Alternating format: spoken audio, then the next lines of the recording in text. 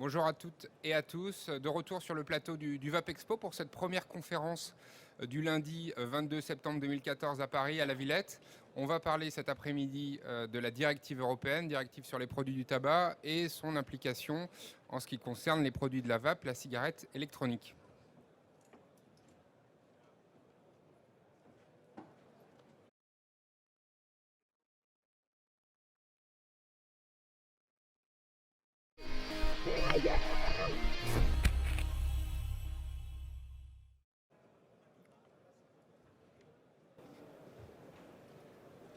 Je vous présente nos trois invités cet après-midi. Honneur à une des militantes ferventes de la cigarette électronique en Europe, Lauriane Joly. Bonjour.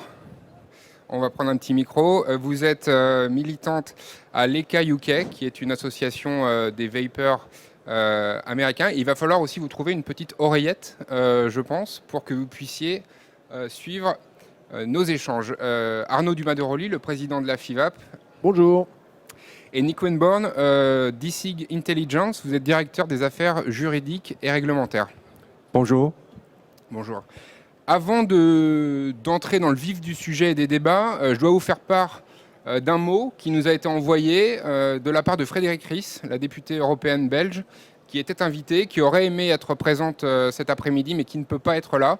Elle travaille notamment sur un rapport des OGM au Parlement européen, mais elle nous a envoyé un message que je vais vous lire. Et Frédérique Ries aussi, en un mot, pour la présenter, c'est une députée européenne qui a été particulièrement engagée à l'époque des débats sur la TPD, sur la directive européenne, qui a été adoptée le 4 avril 2014 à Bruxelles. Il y a un délai de 2 ans pour la transposition, mais c'est vrai que Frédérique Ries a été un relais très important pour la communauté des vapoteurs. Alors je vous lis son message. Je tiens à saluer les vapoteurs et les acteurs présents à ce salon VAP Expo de Paris et je regrette de ne pas pouvoir être à vos côtés cet après-midi. Avec ce message, je souhaite vous féliciter pour l'engagement qui est le vôtre au service d'une révolution technologique qui doit permettre de diminuer considérablement les méfaits du tabac en Europe et dans le monde.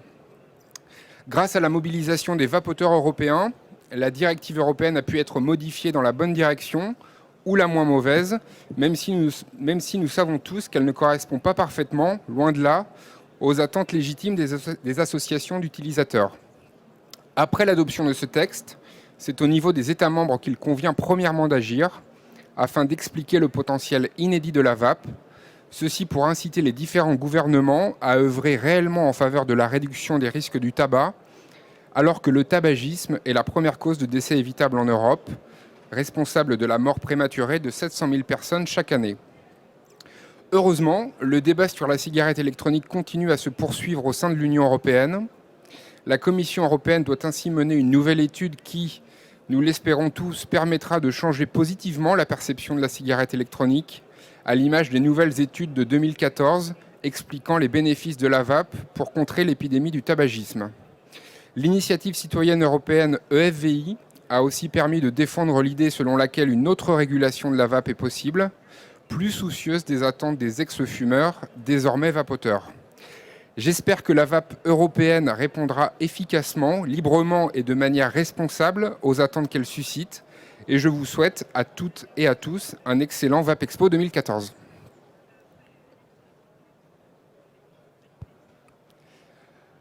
Avant de commencer les présentations, peut-être, Lauriane, une réaction par rapport aux mots de Frédérique Ries. C'est une personne que vous avez pu rencontrer, dont vous avez pu suivre les travaux. Non, Frédéric, en fait, on n'a pas vraiment travaillé ensemble. C'est vrai qu'on a travaillé de pair parce que Frédéric connaît bien la situation et en fait comment ça se passe aussi chez nous au Royaume-Uni. Donc c'est vrai qu'on a beaucoup parlé ensemble etc. Et donc il y a eu beaucoup de respect de la part de Frédéric et puis elle est passionnée en fait, c'est ça. Hein. Elle est vraiment passionnée par ce qu'elle fait. Elle le fait de façon authentique et ça c'est vraiment important. Donc, en fin de compte, il y a tout ce qui concerne ces aspects au niveau des normes aussi, des directives TPD et tout ce qui concerne les aspects aussi négatifs au niveau de la cigarette électronique. Et donc vraiment, il y a eu des membres du Parti conservateur qui ont été, qui nous ont créé un peu de difficultés. Néanmoins, Frédéric, bon, vraiment, c'est clair, c'est excellent tout ce qu'elle fait et au niveau des processus aussi, c'est très important. Au moment de l'adoption de cette directive européenne.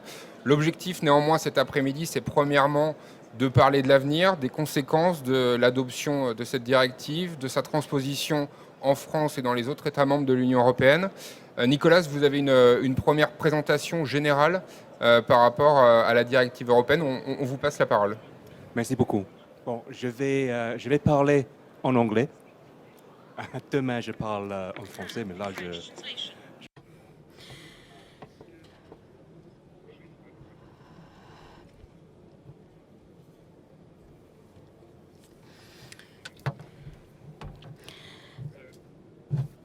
Merci beaucoup. La question, le débat est très vaste. Je pense que on a déjà pu y répondre sous pas mal d'aspects. Il y a 4 ou 5 points néanmoins qui sont importants dans le futur et dans les 2-3 prochaines années. C'est tout à fait important, y compris par rapport à notre situation quotidienne aujourd'hui.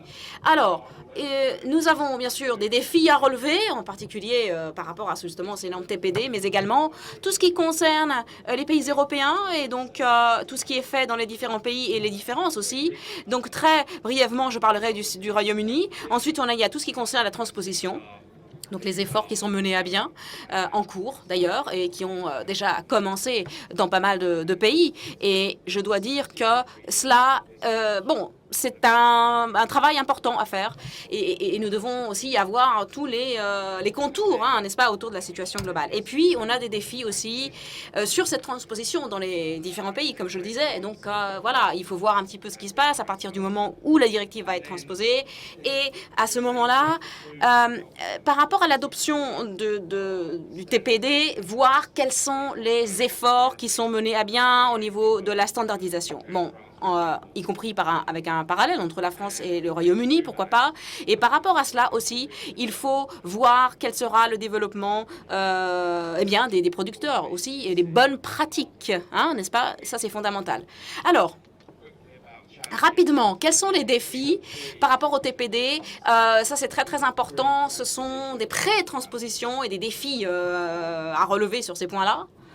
Alors, je l'ai déjà dit, ce sont des situations britanniques, donc chez nous, mais il faudrait essayer de les élargir. Il y en a une qui est vraiment intéressante par rapport à notre propos d'aujourd'hui, qui est quelque chose lié aussi, un point lié à la production des liquides au Royaume-Uni. Et puis, je pense qu'on a aussi d'autres défis à relever dans les mois suivants, toujours sur ces e-liquides et leur transposition et actions en justice qui ont été engagées, notamment de la part de PMI ou d'autres acteurs comme Totally Wicked, ont une chance d'aboutir, ont une véritable chance d'être reconnus comme valides, notamment auprès de la Cour de justice de l'Union européenne?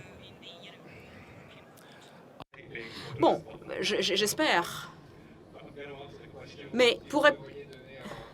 Allez. 2 contre 1, 3 contre 1. I don't think these challenges. Non, je ne pense pas que c'est possible. Bon, attention, l'idée ici, c'est qu'il faut être clair, ce sont des points forts, et puis aussi, il faut voir tout ce qu'il faut faire au niveau de la Cour européenne de justice, au niveau des connexions possibles entre les directives, et aussi le mouvement interne qui doit être mené à bien dans tout cela. Et bon, je pense que ça va être fait dans cette instance, puisque...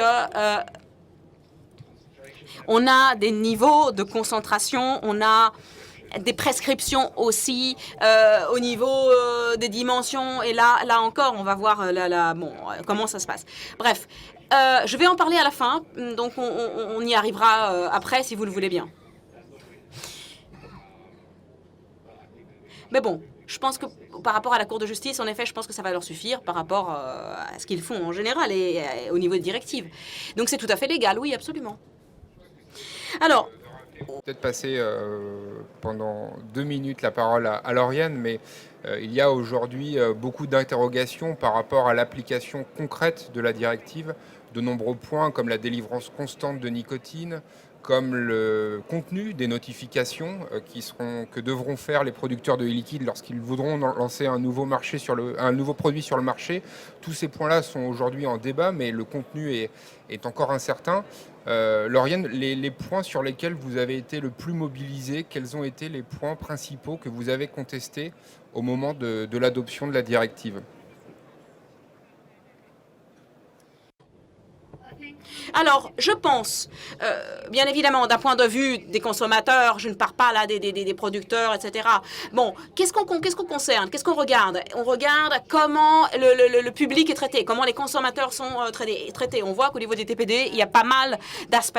Les 20 mg de limite, par exemple, par rapport à ce qu'on a dit, tout ce qui concerne la réglementation sur ces points-là, eh bien, ça a effrayé le public. Et puis, on a vu aussi qu'il y a des groupes importants comme les médecins britanniques ou des lobbies au niveau de la santé, etc., des groupes qui jouent un rôle important sur la nicotine, sur le contrôle de la nicotine et des substances.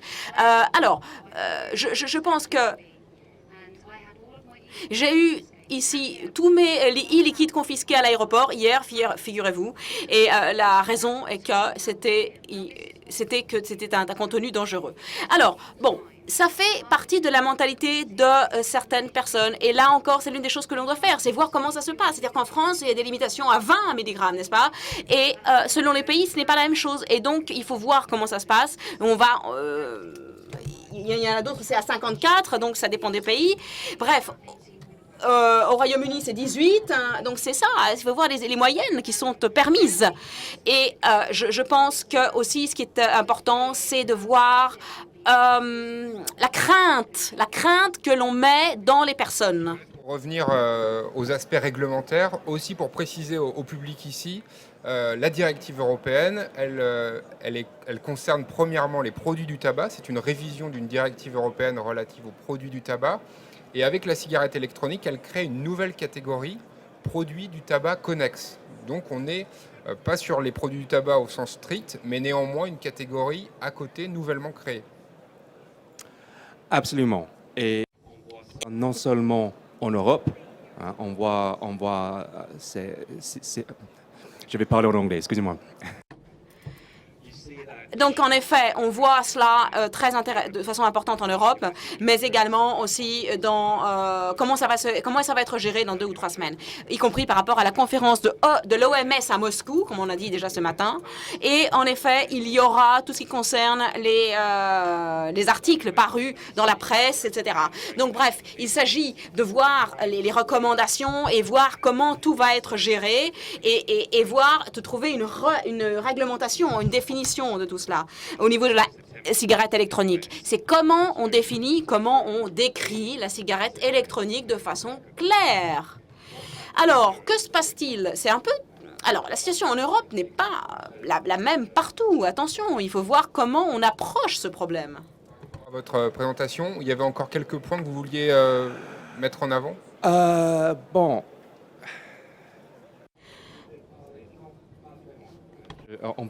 Je sais que I realize it.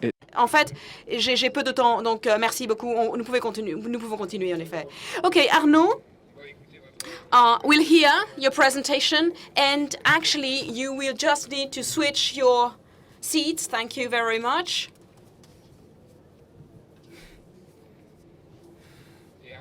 So Arnaud Dumas-de-Roli will deal with the transposition of that directive in a concrete way. So he will deal with Spain, which is the most terrible case because it's, a bit tricky, and the European regulation has been taken into account by the Spanish authorities in a strict way.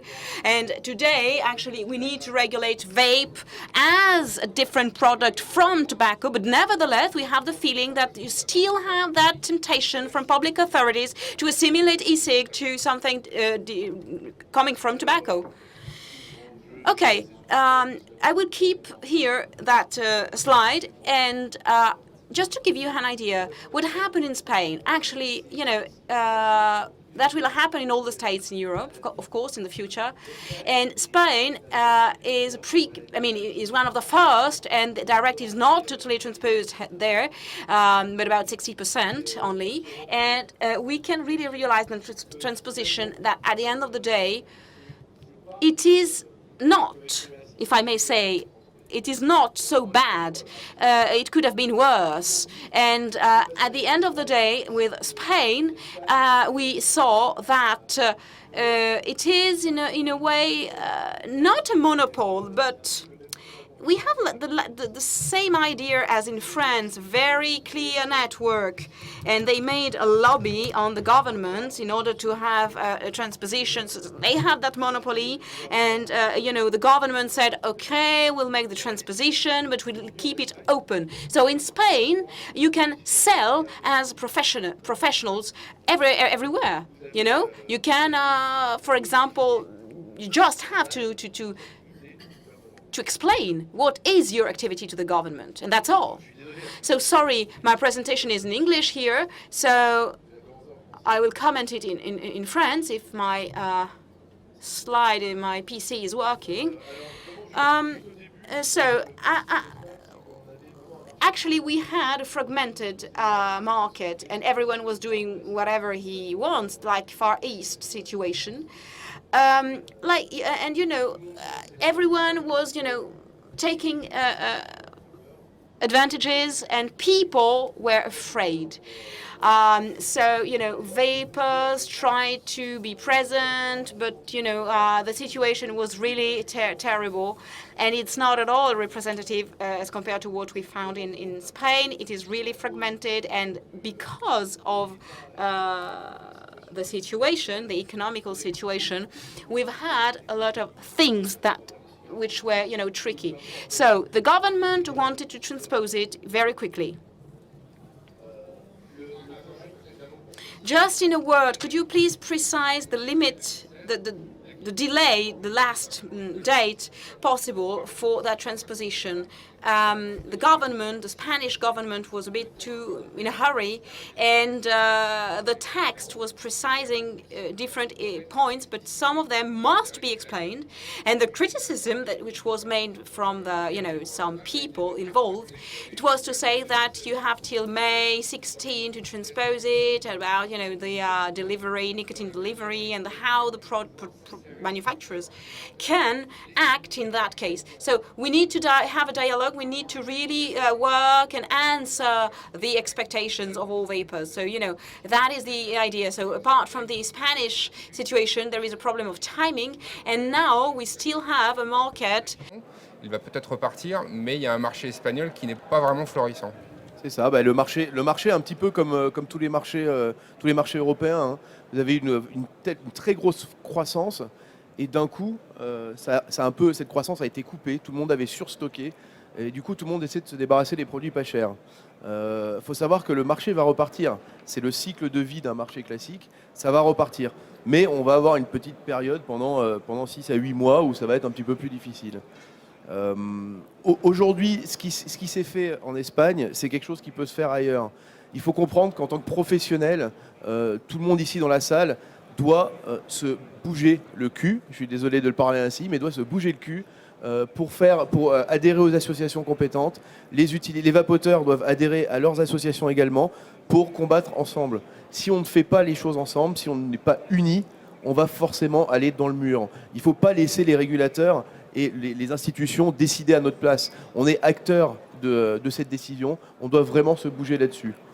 Juste pour terminer un petit peu sur ce qui se passe en Espagne, un petit point dont on n'a pas parlé, c'est qu'il y a eu beaucoup de soucis médiatiques, avec les médias qui amplifiaient tout ce qu'on pouvait entendre sur la cigarette électronique, les scientifiques derrière qui étaient financés derrière par les laboratoires qui disaient que la cigarette électronique était mal. Tout ça, ça a remué un petit peu dans l'esprit des gens le fait que la cigarette électronique était potentiellement dangereuse. Et c'est aussi à cause de ça que le marché s'est un peu cassé la gueule. Hein. Par rapport aux différents points de la directive, je tiens aussi à préciser qu'elle n'interdit pas le fait de vaper dans les lieux publics. elle ne précise pas non plus les modalités de vente, donc on était vraiment dans une approche produit. Et c'est vrai qu'aujourd'hui, on voit la cigarette électronique comme un produit fermé. Les discussions qui ont pu avoir, la cigarette électronique comme un produit ouvert, pardon, et les discussions qui ont pu avoir lieu à ce sujet étaient plutôt de créer un système fermé, un peu sur les modèles de la Plume, où on avait un matériel avec une capsule rechargeable, on était toujours sur le même produit. C'est un peu la volonté de certains acteurs, notamment de l'industrie du tabac. Et puis, à côté de ça, vous avez donc tous les acteurs indépendants de la vape qui, eux, proposent des modèles beaucoup plus ouverts. Et quand on est consommateur, on va pouvoir utiliser un liquide, une batterie, interchanger un clairomiseur. Et aujourd'hui, l'engagement des associations telles l'ECITA ou la FIVAB, c'est aussi de laisser la possibilité à ces systèmes ouverts de perdurer et aussi de permettre l'innovation. Je pense que l'interdiction de vaper dans les lieux publics qui a été au cœur des débats de cet été, le fait que la directive ne l'ait pas abordée, c'était un point positif qui a trouvé aujourd'hui une conséquence au Royaume-Uni, où le ministère de la Santé a annoncé, après l'OMS, qu'il n'y aurait pas d'interdiction de vaper dans les lieux publics. Donc on voit, avec cette interdiction de vaper dans les lieux publics, qu'il y a aussi une marge de manœuvre de la part des États membres. Et je pense que l'image de la vape, alors il y a un problème avec Flybe pour le vol de Lorient tout à l'heure, mais moi j'ai aussi entendu dire qu'à Heathrow, à l'aéroport, maintenant on pouvait aussi vaper et que dans tous les lieux publics en Angleterre, on allait pouvoir vaper. Donc ça, ce mouvement va aussi dans le sens d'une distinction entre vape et tabac.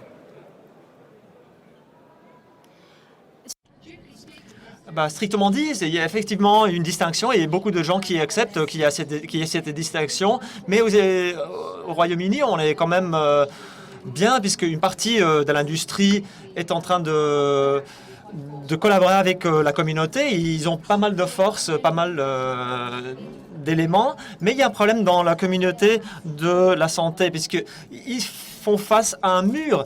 Certains scientifiques, ça mène à se contredire parfois. Et parfois, ce sont des données scientifiques qui ressortent qui sont très surprenantes. Et nous lisons ces données. Et donc, ce que la presse va rechercher, ce ne sont pas les données qui sont toujours fiables, mais ils vont rechercher ce qui leur appelle, ce qui fait appel à eux. Donc,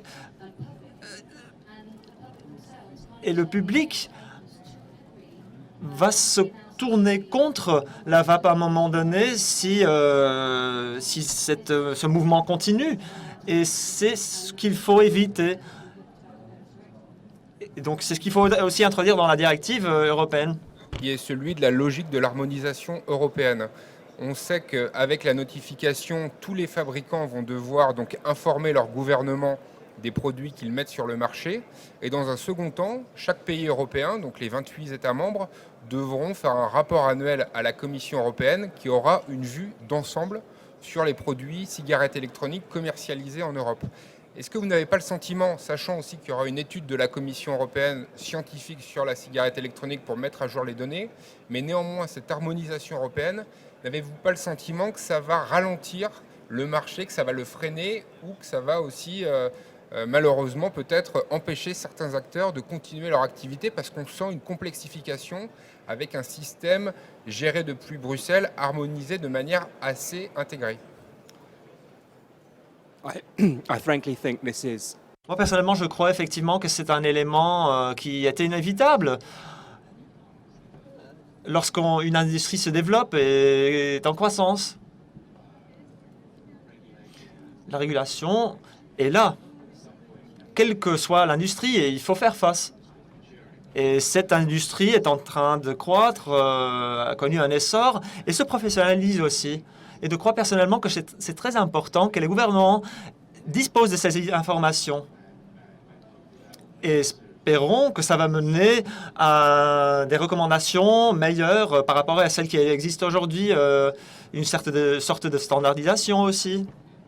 Je vous propose dans un second temps de peut-être passer la parole au public si vous avez des questions. On a reçu aussi des questions depuis Internet en amont du VAP Expo. Je vous la pose, Arnaud. La question était de savoir, lorsque la directive européenne va être transposée, est-ce que tous les modèles de troisième génération vont être interdits? Alors c'est en effet une grosse question. Aujourd'hui, on a des possibilités vraiment scientifiques en plus et techniques pour expliquer que ces modèles peuvent persister. Le souci qu'on va avoir, c'est vraiment de travailler, et je pèse mes mots, travailler sur le lobbying au sujet de ces modèles-là pour expliquer comment ils fonctionnent et pour faire en sorte qu'ils fassent exactement ce dont c'est marqué dans la notice. Aujourd'hui, les usines en Chine, je viens de passer 10 jours en Chine il y a 2 semaines, toutes les usines chinoises veulent aujourd'hui de la régulation. Ils veulent savoir exactement ce que l'Europe et les États-Unis veulent faire en matière de cigarettes électroniques. Ils veulent avoir des informations sur la réglementation et ils sont prêts à nous aider pour ça. Ils sont demandeurs de ce genre d'informations. Donc quand ils auront toutes les directives et toutes les transpositions possibles et qu'ils vont voir un petit peu qu'ils risquent de perdre tout leur marché, ils vont suivre derrière avec des spécifications techniques et ils sont prêts à nous aider pour pousser tout ça auprès du gouvernement. Donc la réponse à la question est non, ça ne sera pas interdit. Par contre, ça va être très difficile. La bataille ne fait que commencer, hein. Je rebondis sur ce point-là, Nicolas. C'est vrai qu'on voit sur Internet, on va pouvoir acheter quand même des modèles qui continuent de pas forcément respecter la directive si on l'applique au sens strict. Sur la limite des réservoirs de 2 millilitres, là c'est pareil, on voit déjà des modèles d'extension. Est-ce que vous pensez que les États membres sont aussi en capacité d'appliquer le texte de manière de la façon dont il a été entendu à Bruxelles? Well, I think enforcement is one issue. Donc la législation est une chose, mais pour le moment, il n'est pas du tout clair comment la communauté européenne comment ils vont faire appliquer ces règles. Donc il y a certains systèmes ouverts, et je crois que les pays dans l'Union européenne vont s'y aller de manière différente. Et comme j'ai dit tout à l'heure, par rapport aux défis et la Cour de justice, il y aura certainement des problèmes, puisque bien sûr il y a la circulation libre des produits, mais ici vous voyez ce produit qui n'est pas forcément standardisé et où il n'y a pas de libre circulation. Et moi j'étais avocat aux États-Unis, en Angleterre, et je n'ai jamais vu un juge qui a dit ok, non, la réalité ne correspond pas, donc on va laisser tomber. De la directive européenne. Ici. Et on a un micro qui doit circuler. Il est là. Oui, bonjour.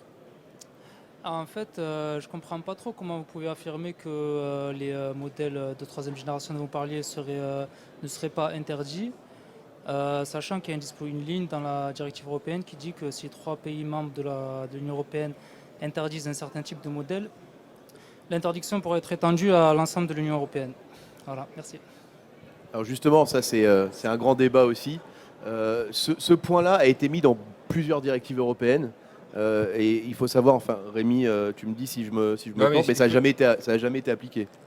Alors sur ce point précis, en fait, il a été surinterprété, mais le fait que 3 États membres notifient à la Commission européenne le fait qu'un produit est dangereux pour que celle-ci l'interdise, c'est avéré, c'est écrit. Néanmoins, il s'agit de demandes qui doivent être faites au cas par cas. Donc on part d'un liquide, un matériel, un par un, qui devront être notifiés par 3 États membres à la Commission européenne pour l'interdire. Donc si on prend l'exemple des 3e générations, je ne sais pas combien il y a de modèles cet après-midi sur le salon, mais il y en a probablement des milliers.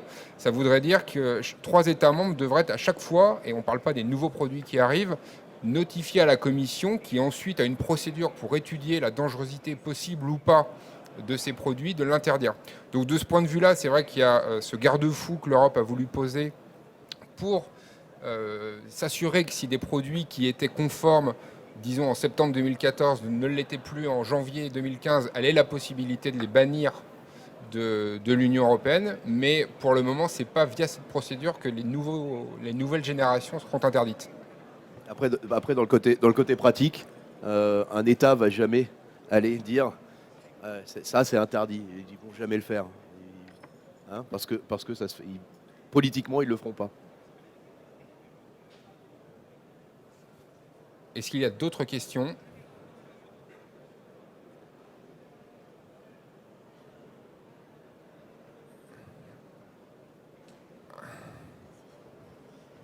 Hi there. Alors j'ai une question pour Nick. Donc j'ai une question pour Nick. Merci. Je me demande pourquoi tu parais tellement convaincu que ça sera bon, par rapport à cette directive et l'article notamment 20. Je crois que le défi est le principe de l'improportionnalité. Et je suis vraiment intrigué puisque tu es un avocat. Pourquoi est-ce que tu crois que ce ne serait pas politiquement acceptable de juger en faveur quand il paraît que lorsqu'on va voir clairement que ça va créer un marché noir de toute façon? Or the other, yes or no. Il fallait trancher oui ou non, bien sûr, mais moi je pense personnellement que si la Cour européenne de justice va juger d'une certaine manière, ils vont trouver le lien entre la législation et la libre circulation d'un autre côté. Et de toute façon, je crois que ça revient tout à ce produit, la description du produit et les réglementations par rapport au produit. Et pour le moment, il y a plusieurs choses qui se passent dans les différents États membres, au Royaume-Uni, en France, et je crois effectivement qu'ils font trouver un chemin. Il y a eu tellement d'efforts dans la STPD, et je ne crois pas qu'ils vont aller à l'encontre de cette décision. Et s'ils cherchent des raisons, ils vont les trouver de toute façon. Ils vont les articuler, et ça sera la fin, en fait, du cadre légal traditionnel. C'est peut-être pourquoi aussi le travail, ce que qu'on réalise, va assister justement. Et certaines personnes vont utiliser ces standards pour minimiser la directive. Oui, le travail effectivement qu'on effectue au Royaume-Uni est énorme. Ce n'est pas une coïncidence. Et je pense qu'il y a eu une pollinisation des deux côtés. Et bon, ça fait des années que j'attends à dire ce mot pollinisation en setting de conférence. Mais je crois personnellement que ces deux pays vont produire quelque chose qui va se ressembler et qui sera le standard pour l'Europe, puisque c'est un marché énorme en Europe. Et si vous voulez produire quelque chose, il faut faire quelque chose avec les normes et les standards. Donc, je crois que c'est d'une importance capitale et ça va donner la tendance pour le reste de l'Europe. Ou bien ils vont réguler, ils vont mettre tout dans une bonne réglementation, ou bien ça va se passer lentement. Mais de toute façon, les fabricants vont devoir respecter les réglementations. Merci. Concernant les contenants et pas les contenus du liquide, est-ce qu'on va pouvoir continuer à vendre des flacons de 30 ml verts? J'ai cru entendre que ça allait se limiter à 10 ml. C'est ça, la limite sera de 10 millilitres. Et ça, pour le coup, là, je parle personnellement, je pense pas qu'on va pouvoir y changer grand-chose. D'accord. Donc tous les flacons verts 30 ml, on déstocke et après on en achète. Enfin... Il y aura une période aussi de transition. C'est ça. Quand le texte sera transposé, oui, il y aura une période de bien, 6 à 8 mois. Mais la limite est de 10 millilitres. La seule possibilité pour avoir un changement par rapport à cela, c'est un changement de directive précisément. Ouais. Et ça, c'est sur l'après 2016-2018. Donc peut-être qu'il y aura aussi un changement parce que plusieurs scientifiques expliquent que c'est avoir une voiture et devoir faire le plein tous les 30 km avec des petits réservoirs, avec des petites stations-service aussi. Donc on marche sur la tête par rapport à Oui, c'est limitation des irrationnel. risques. On met plus de liquide et donc de nicotine sur la peau quand on ouvre régulièrement des bouteilles de 10 ml plutôt qu'une seule de 30 ml. Enfin... Et c'est la même chose pour le rechargement. En fait, plus on recharge, plus on maximise les risques éventuels en cutané avec le e-liquide. C'est illogique en fait. Après, la raison, juste pour vous expliquer un petit peu plus, la raison de ça, c'est tout simplement que à la commission, on a estimé que les fioles de 10 millilitres qui étaient laissées traîner quelque part, si un enfant... Moins dangereux à boire 10 millilitres que 30 millilitres. Exactement. D'accord. C'est tout simple. Enfin, mais je pense que 10 millilitres, ça suffit pour, aussi. pour un enfant. ça change pas grand-chose entre 10 et 30, quoi. Je suis pas sûr. Je suis pas. Voilà. Non, That's what I passe was la... going to say, actually. ouais. C'est ce que j'allais dire, effectivement. Il faut penser au fait que bon, ces idées qu'ils vont implanter et qu'ils vont intégrer sont basées sur l'A15 et le niveau de toxicité au-dessous de 25 millilitres, ils n'étaient pas au courant en fait. Donc il y avait le travail de Faselinos, de Docus, mais donc par rapport à la directive de 2016 et 2018, j'espère qu'il y aura des changements, parce que les fioles de 10 millilitres sont basées effectivement sur cette idée de, bon, moins il y a de liquide, moins il y aura de problèmes en cas de gaspillage. Donc espérons que les fioles de 20 ou de 30 millilitres ne seront pas réintroduites sur le marché, parce que un autre sujet dont il faut qu'on parle en lien avec la directive européenne, c'est le FVI, c'est l'initiative citoyenne européenne. Donc en fait, après l'adoption, ou avant même l'adoption de la directive européenne, il y a des vapoteurs engagés, des associations qui ont souhaité contester les travaux de l'Union européenne via une procédure nouvelle du traité de Lisbonne qui permet, lorsqu'on leur réunit 1 million de signatures dans un délai d'1 an, eh bien, de faire une proposition à la Commission européenne pour modifier les orientations réglementaires qu'elle a pu mettre en œuvre dans le cadre des débats entre la Commission, le Parlement et le Conseil. Alors cette initiative citoyenne européenne, on la connaît bien en France et au Royaume-Uni. Ça sera peut-être difficile d'obtenir le 1 million de signatures, mais c'est aussi une mobilisation des vapoteurs pour montrer qu'une autre régulation de la cigarette électronique est possible. C'est ce que disait Frédéric Ries aussi dans son propos introductif. Donc le concept de cette FIVI, c'est un concept fantastique. Donc c'est une initiative de par les citoyens et les personnes qui, par exemple les ONG, etc., WWF, ils ont d'énormes ressources pour atteindre leur public. Et le problème, c'est que nous ne les avons pas. Nous ne les avons pas, ces moyens. Mais par contre, vous avez contact avec, vous, les vendeurs, les distributeurs, vous avez contact avec vos clients.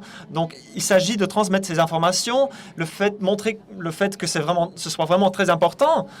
Et tous les jours, les gens se battent pour cela.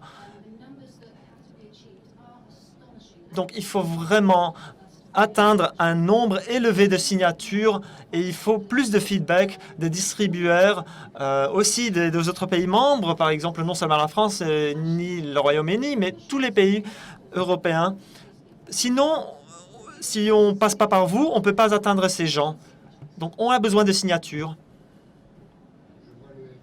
France un peu au loin, mais je pense qu'ils prendront la parole dans la continuité de cette conférence très prochainement. Est-ce qu'il y a d'autres questions par rapport à la directive européenne, le FVI ou la nicotine ?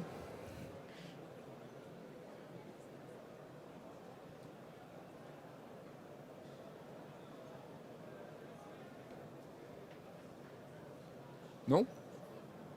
Bon. Là. Je viens de repenser à ça, mais est-ce qu'il y a des composants qui vont être interdits comme le diacétyl ou les...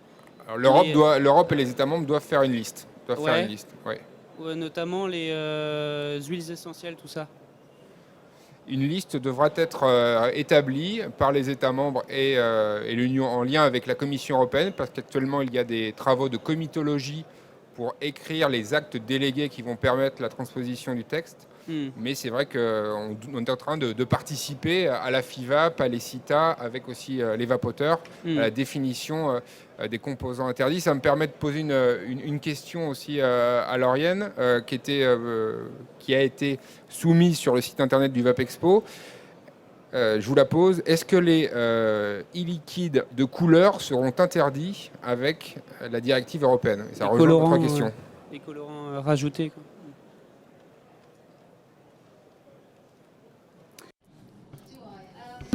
Bon, je pense qu'il y a une potentialité, c'est sûr. Les couleurs, c'est une bonne question. Peut-être qu'il faudrait ajouter quelque chose à l'expérience parce que, bon, c'est pas lié forcément lié donc à l'expérience, c'est quelque chose qui a une potentialité par rapport à la communauté des vapoteurs, non? Disons des gens qui sont habitués. Alors ça peut l'être. On ne sait pas, au niveau des groupes d'arômes, je ne sais pas, c'est clair qu'on en avait parlé avec pas mal de personnes par rapport aux composantes à l'intérieur. Il y en a beaucoup d'ailleurs au Royaume-Uni qui sont très populaires, qui sont très appréciés. Mais j'en profite ici pour préciser que voilà, il y a pas mal de choses qu'on ne sait pas au niveau des aspects plutôt nuisibles de ces produits. Et on doit faire plus de recherches sur ces produits, sur ces données, sur les liquides. Et on veut vraiment des études, je répète, précises, où on voit quel est l'impact, quelles sont les difficultés, quels sont les risques. C'est ça. Et vraiment, c'est le point central. Hein. Ce n'est pas la thérapie de remplacement. Non, il faut vraiment voir ce qui en est et qu'est-ce que ça va amener. Notamment des colorants. Je crois savoir qu'elle a été plus abordée aux États-Unis. Le parallèle entre ce qu'a fait l'Europe avec la TPD et les États-Unis, la FDA, la procédure qui a été close en août, qui se poursuit néanmoins pour réguler les produits de la vape via le Tobacco Act. Vous, votre positionnement par rapport à ce qui peut se faire aux États-Unis, dans l'Union européenne, est-ce que les points faibles et forts des deux côtés de l'Atlantique, est-ce que vous voyez peut-être une voie médiane entre ce que font les États-Unis et ce que fait l'Europe? Je ne pense pas qu'il y ait un milieu entre les deux, on va dire, parce que ce sont des régimes de réglementation qui sont tellement différents. Je pensais que les défis aux États-Unis, par exemple, étaient de relever plus de chances, c'est-à-dire donner plus de chances, n'est-ce pas? Et bon, on ne sait pas encore comment sera la réglementation. C'est une proposition de loi. Et on va voir ce qui va être publié. Parce que ce sont vraiment des défis à relever sur cela. Hein. Attention, vraiment important. Quelle sera la réglementation? Et on va devoir alors étudier et se pencher sur le sujet. Bon, je suspecte néanmoins qu'on ait la possibilité au niveau de la FDA donc, de faire de nouvelles propositions. Et à ce point-là, d'essayer aussi de traiter la cigarette électronique de façon différente, n'est-ce pas? C'est ça le vrai défi à relever. Hein. D'avoir répondu aux questions sur la directive européenne. On mettra aussi sur le site internet du Vape Expo le lien de l'EFVI. Si vous ne l'avez pas signé, c'est le moment de le faire lors de ce salon. La prochaine conférence aura lieu à 16h et nous parlerons de la normalisation, standardization en anglais, et nous accueillerons des représentants de l'AFNOR en France et du CEN, du Comité européen de normalisation. Merci à tous d'avoir suivi cette conférence et à tout à l'heure.